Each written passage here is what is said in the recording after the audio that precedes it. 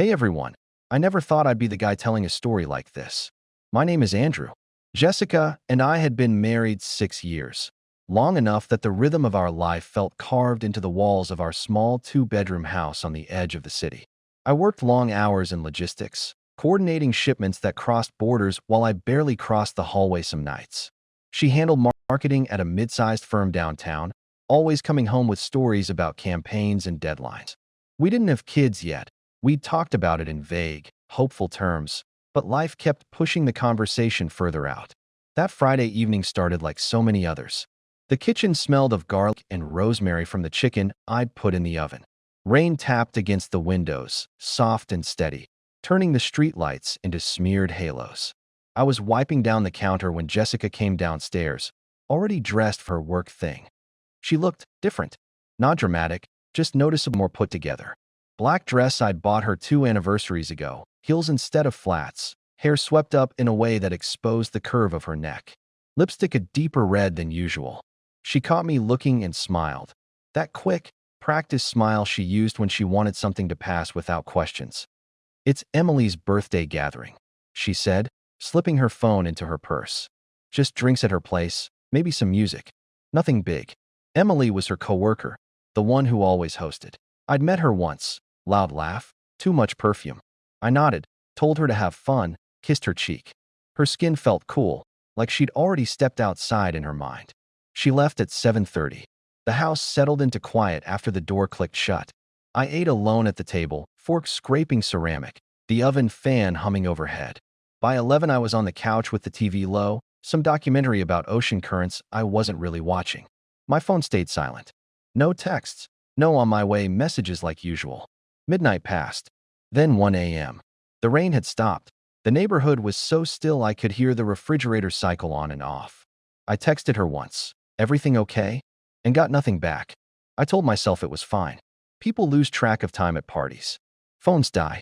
She was probably laughing, dancing, letting off steam from a long week. At 3:17 a.m., I heard the key in the lock. She came in quietly, shoes already off in her hand, hair slightly mussed, mascara smudged under one eye like she'd rubbed at it. The faint scent hit me before she spoke. Cologne that wasn't mine, mixed with cigarette smoke she didn't smoke and something sweeter, like spilled wine or perfume. Her dress had a small tear near the hem, barely noticeable unless you were looking for flaws. "Hey," she whispered, voice hoarse. "Sorry I'm so late. Lost track of time." She avoided my eyes, headed straight for the bathroom. The shower started running. I sat there in the dark living room, staring at the front door she'd left ajar by an inch, cold air slipping in. Something in the way she moved, careful, almost rehearsed, made my stomach twist. Not anger yet, just a cold, quiet knowing that the woman who walked through that door wasn't entirely the one I'd married. In these early moments, Andrew's unease stems from a classic attachment pattern. Secure trust suddenly meeting ambiguous signals. Jessica's subtle grooming changes and delayed return trigger hypervigilance without concrete evidence, creating cognitive dissonance. He wants to believe her casual explanation because admitting doubt threatens the stability he's built his identity around. Her micro-behaviors, avoiding eye contact, rehearsed apology, foreign sense, function as unconscious leaks of guilt, while Andrew's rationalizations, people lose track of time, reveal denial as primary coping mechanism. This sets the foundation for escalating suspicion. The brain registers threat before conscious awareness fully admits it, turning ordinary domestic cues into harbingers of betrayal. The mini cliffhanger of her late return plants the first seed of irreversible fracture. Trust begins eroding not from proof, but from the inability to fully dismiss intuition. The next morning, she acted normal, too normal. Coffee brewing at 7 a.m., sunlight cutting through the blinds in sharp slats across the kitchen table. She wore one of my old t-shirts, hair wet from the shower she'd taken when she got home. She kissed my forehead as she passed, murmured sorry about last night, and sat down with her phone face down beside her mug. I watched her scroll. Her thumb moved slower than usual, pausing longer on certain messages. When I asked about the party, she gave short answers. It was fun. Emily's place was packed. Dancing, drinks. No details about who was there, what songs played, nothing memorable. Usually she overshared, funny stories, inside jokes. Now it felt edited. Over the next weeks, the changes stacked up quietly. She started taking her phone everywhere, even to the bathroom during dinner. The screen brightness dimmed lower when I walked by. Once I caught her smiling at it in the dark living room at 11 p.m., teeth flashing in the blue light. Then the smile vanished when she saw me in the doorway. "Just a meme from Emily," she said. Work, emergencies multiplied. Late meetings that stretched past 8 p.m. She came home tired but wired, eyes bright in a way that didn't match exhaustion. She'd shower immediately, wash away whatever scent clung to her skin. Our conversations shortened. I'd ask about her day, she'd answer in fragments, then pivot to ask about mine, deflecting. Sex became mechanical. She initiated less, responded with polite affection rather than hunger. When I reached for her one night, she rolled away gently, said she was too tired. I lay there staring at the ceiling fan spinning slow circles, listening to her breathing even out too quickly, like she'd been waiting for me to stop. I started noticing small things. A new necklace I hadn't seen before, thin gold chain with a tiny pendant.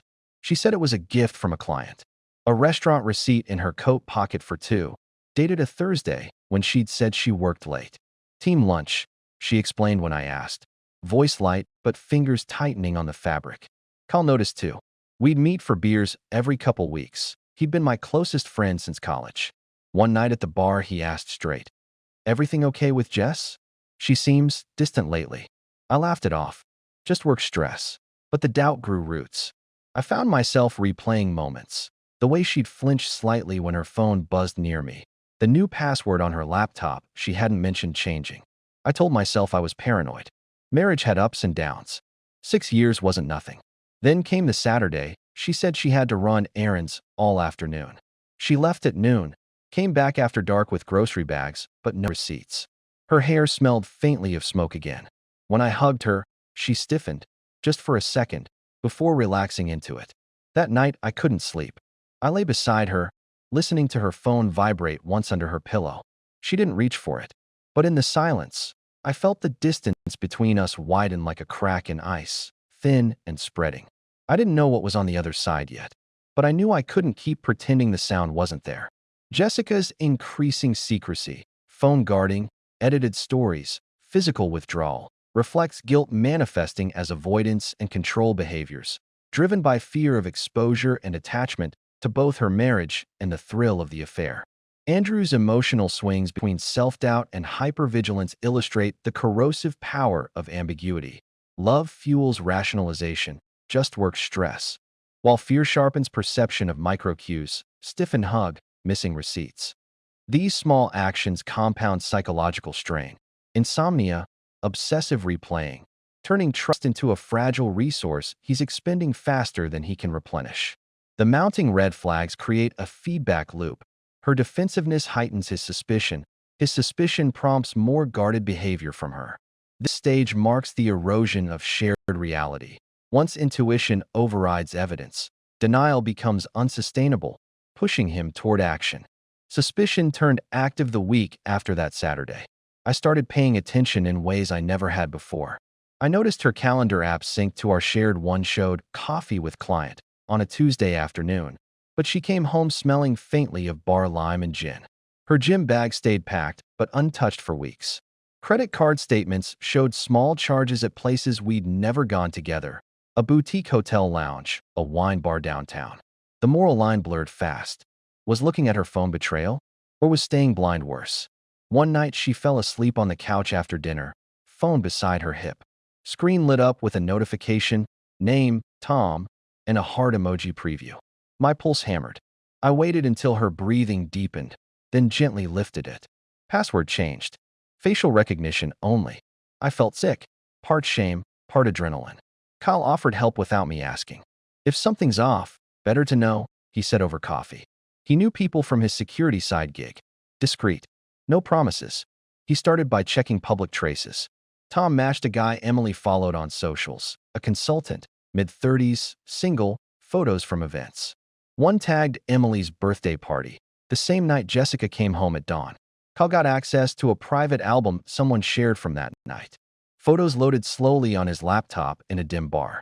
There she was, laughing, arm around a tall guy with dark hair. Tom. Another shot, closer, her hand on his chest, heads tilted together. Then one that stopped my breath. Lips touching, eyes closed, background blurred with party lights. Kyle closed the laptop. You okay? I wasn't.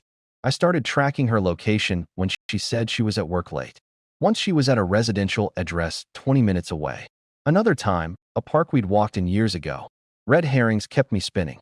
She left her phone unlocked once. I saw messages with Emily about deadlines, nothing else. Relief flooded me, then doubt. Deleted threads? Separate app? I bought a small voice recorder, left it in the car she drove to errands. One clip caught her on speaker. I miss you too. Yeah, he's working late again. I hate lying, but the voice on the other end was male. Low. Familiar from the photos. Insomnia settled permanently. The bedroom felt colder, the sheets rougher. Every creak in the house sounded like footsteps. I watched her sleep, wondering who she dreamed of. Then came the night I followed her. She said girls' night with Emily. I waited 10 minutes after she left, then drove. She went straight to a quiet street, parked outside a modern condo. Tom opened the door. They kissed, long, familiar, before disappearing inside. I sat in my car 3 houses down, engine off, heat fading. Rain started again, drumming on the roof. I didn't cry. I just felt hollow. When I got home, her side of the bed was still empty. I waited. This phase marks the irreversible pivot from passive unease to active pursuit of truth. Andrew crosses key thresholds: moral compromise, considering phone checks, external alliance, Kyle, and direct surveillance. Each step fragments his self-image. He's no longer the trusting husband, but a detective in his own life. Red herrings, innocent messages, work excuses, temporarily restore equilibrium, prolonging the agony and illustrating denial's tenacity. The final stakeout becomes the point of no return. Visual confirmation of intimacy shatters plausible deniability. Psychologically, this stage reflects escalating hypervigilance and emotional numbing as protective mechanisms fail. Once proof accumulates beyond reinterpretation, grief begins shifting toward resolve. Reconciliation becomes conceptually impossible even before confrontation. I didn't confront her that night. I waited 2 more weeks, gathering. Kyle helped record at Tom's place another evening. Discreet camera from across the street. Footage showed them laughing on the balcony, her head on his shoulder, then disappearing inside. Clear enough. I also got screenshots later. Her phone left charging while she showered. Messages stretched back months. Can't stop thinking about last night. He's so distant now. I love you. The words burned. I waited for a quiet Sunday evening. She came home from yoga, cheeks flushed. I sat at the kitchen table, laptop open, video paused on the frame of their kiss. She froze in the doorway. Andrew, sit. She did. Hands folded tight. I played it. No sound, just images. Her face drained. That's not. Don't. Silence stretched. The refrigerator hummed. Clock ticked. She started crying. Quiet at first, then shaking. It was a mistake. Just attention. I felt invisible. Months of attention. She looked at the table. I didn't mean for it to go this far. I showed the messages. Her voice cracked on every excuse. I was going to end it. I love you more. We can fix this. I felt detached, like watching someone else's life collapse. Why lie so much? She had no answer that held. I stood. I'm done. She grabbed my arm. Please, give me a chance. I pulled away gently. You had 6 years of chances. The house felt smaller after that. She slept in the guest room. I heard her crying through the wall some nights. Others, silence. I didn't yell. I didn't break things. I just stopped. Andrew entered marriage expecting lifelong security. Reality delivered calculated deception. He hoped partial confession, just a mistake, would allow salvage. What actually emerged was sustained emotional and physical betrayal, reframing every recent memory. Jessica's minimization and tears reflect narcissistic injury more than genuine remorse. Deflection preserves self-image. The confrontation's quiet devastation contrasts expected explosion, highlighting Andrew's shift to emotional detachment as self-preservation. This gap between illusion, stable marriage, and truth, long-term affair, forces awakening. Love alone cannot restore what consistent lying destroyed. The stillness after collapse signals irreversible change, no dramatic reconciliation, only the cold clarity of betrayal's finality. Days blurred. She tried. Notes on the counter, dinners she cooked, long talks about counseling. I listened politely, said little. I moved finances quietly. Separate accounts. Removed my name from the lease. Packed slowly, clothes, books, tools. The car was mine before marriage. I kept it. She begged. We can start over. I shook my head. I don't want to. Cal helped load boxes one weekend. She watched from the porch, arms crossed, eyes red. No screaming, just quiet unraveling. I filed papers on a Tuesday morning. The lawyer's office smelled of coffee and printer ink. Clean break. No kids. No shared assets worth fighting over. She signed without contest. The last night in the house, I slept on the couch. She sat across from me in the dark. I'm sorry, she whispered. I know. I left at dawn. The street was empty. Sky pale gray. For the first time in months, breathing felt easier. Andrew's primary mistake was prolonged denial, rationalizing red flags to preserve the marriage's illusion, delaying confrontation until evidence overwhelmed him. Jessica's errors compound, choosing secrecy over honest communication, minimizing betrayal to avoid accountability, attempting repair only after irreversible damage. Kyle's involvement highlights healthy external support versus isolation. Key lesson: unaddressed small lies metastasize into systemic deception. Early boundary enforcement might have altered the trajectory. Andrew's quiet exit teaches empowerment through detachment rather than vengeance. Protecting dignity restores agency. Jessica learns, too late, that betrayal's cost includes permanent loss of trust.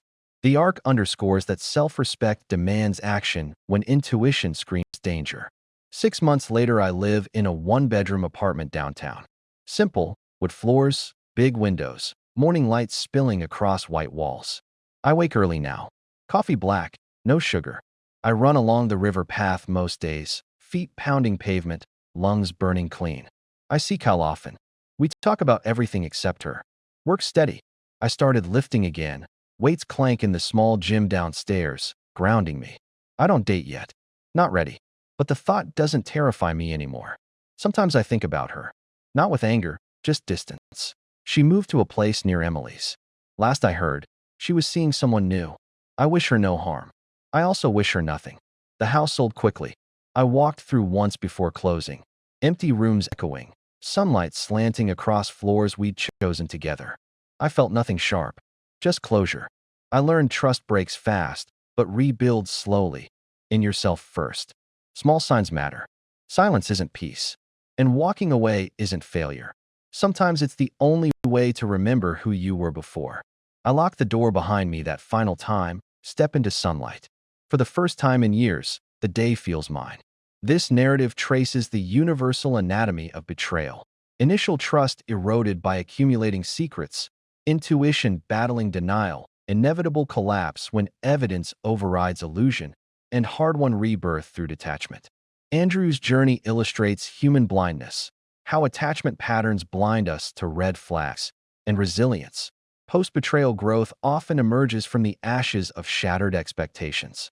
Jessica embodies the psychology of deception, short-term gratification overriding long-term consequence, guilt manifesting as minimization rather than repair.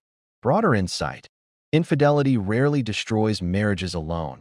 It's the web of sustained lies that erodes foundation irreparably. Sensory details, scents, silences, light shifts, mirror emotional states, warmth fading to cold clarity. Ultimate lesson: self-betrayal through denial hurts as deeply as external betrayal. Reclaiming agency restores wholeness. Nearly 30% of marriages face infidelity, and recovery, when chosen, often begins the moment one stops pretending everything is fine.